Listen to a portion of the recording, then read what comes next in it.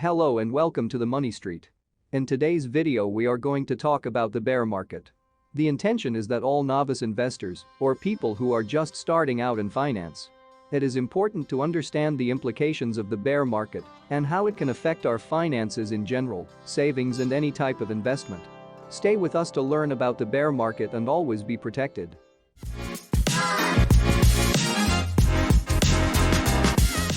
When we were hit by the market crash, the S&P 500 stock index was close to -20% during the first weeks of May. This means that it almost entered a terrain feared by some investors. This terrain is called the bear market. It is characterized by prolonged declines in stock prices of more than 20%. To recognize if this market is currently occurring, it is enough to review the behavior of indexes such as the one mentioned above, since it groups the main US companies.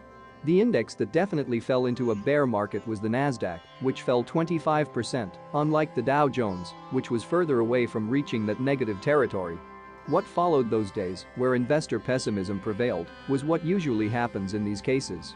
When sharp declines occur and investors begin to fall into the loss zone, there is a generalized selling of shares, an overplacement of short trades or put contracts, or an injection of the market by those who wanted to take advantage of the opportunity, which led to fears that losses would be even greater. Thus, investors arrived in mid-May with positive news amidst the fear, and that is that the price of shares rose slightly on Friday the 13th, although this did not mean that the storm had passed, because the dangers still looming over the shaky market are still latent. Is a recession looming? After the storm that hit the New York Stock Exchange, the question now is whether a recession is looming, especially since the market reaching bear territory is often a precedent that the economy is not on a positive path either. While not all recessions are the same, what happened around mid-May at the Federal Reserve, Fed, is striking. Up to that time, its chairman, Jerome Powell, had been confident that the measures taken by the institution would help the economy to regain its equilibrium. However, at that time he stated that there are issues beyond his control, such as a future recession. This added to the predictions of specialists, such as the Bloomberg portal, according to which the US economy will only grow between 2.5 and 3% this year. At this point, we need to clarify whether recessions are just a fear or a reality that is knocking on the door. But either way, we must be prepared. So what is a bear market? It is a market cycle where prices continuously decline, causing huge losses to investors and creating a set of very negative sentiments. A bear market is an indication that the economy is not doing well and may occur some time before a major crisis. The reason it signals that a crisis is coming is that investors reduce the risk and exposure of their investments before they can be affected by a negative economic situation.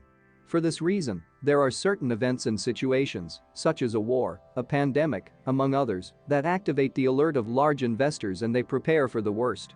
They usually sell the assets that could be most affected before they lose value, locking in profits, or at least staying in break-even, that means, without profits or losses.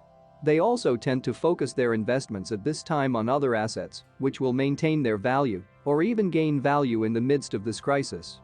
For example, to make it easy to understand, in the middle of the COVID-19 pandemic, where many companies were falling, companies related to streaming such as Netflix, HBO, etc. obtained large profits. At the same time, when vaccines were developed, pharmaceuticals enjoyed excellent profits and were also good options to have in the portfolio. This approach can give you an idea of how it is possible to survive a bear market. As I indicated before, a bear market is produced by a set of situations that generate fear and distrust and that make investors go on alert. Once this cycle begins to develop, investors who enter into losses tend to sell their shares to cut these losses before they become greater and thus produce greater falls. But in addition, because it is possible to invest short, that is, to open market orders, where the asset is expected to fall, in order to benefit from this, it also contributes to the fall being greater. But in bear markets not everything is bad, since there is also the possibility of benefiting, and in fact, you should know it, not only to make money, but also to protect your capital and your liquidity, so that at least it does not affect your finances. To do so, there are different strategies that you can execute before the news about inflation is confirmed, and even during the days when you invest and the market does not follow the trend you expect. You must take into account that, so that regardless of this behavior your money is not affected, execute your investment strategy with caution, and above all never forget to place the stop. With this you will be safe against money losses in any circumstance, but especially when there is high volatility or uncertainty. Above all, do not put all your eggs in the same basket because not all companies or sectors react in the same way to a bear market.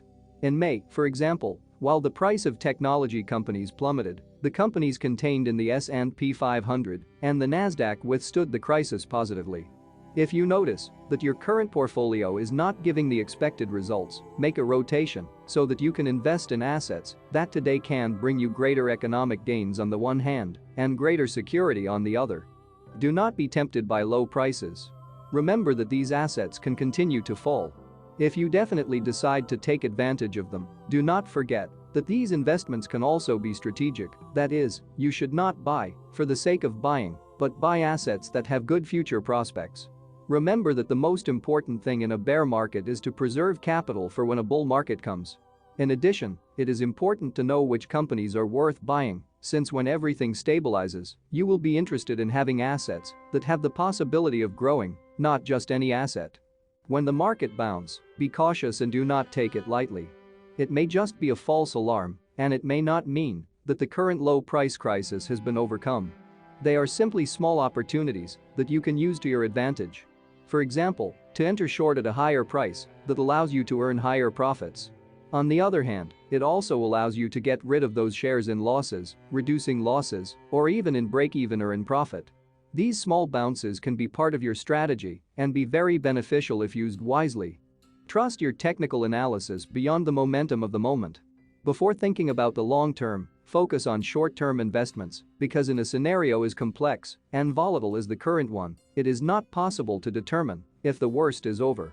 On the other hand, if you are a long-term investor, do not be anxious. You should be patient on days like the market had in April. Sometimes it is better to make sure your money is protected and not trade. You can take the opportunity to read a book or devote yourself to improving your mentality or emotion management rather than needlessly worrying about the bear market. Finally, another positive move, which can give you a clear vision, is to look at how big investors make decisions and reorder their portfolio. Investors like Bill Gates, Warren Buffett, George Soros or Ray Dalio, who have large investments and portfolios, are obliged to make their moves public. Because of this, you have at your disposal a lot of information about which assets can be good and which can be bad in the future. In addition, if you are able to understand their vision, you will have the possibility to learn about new companies and sectors that you may not know and that can bring you great benefits.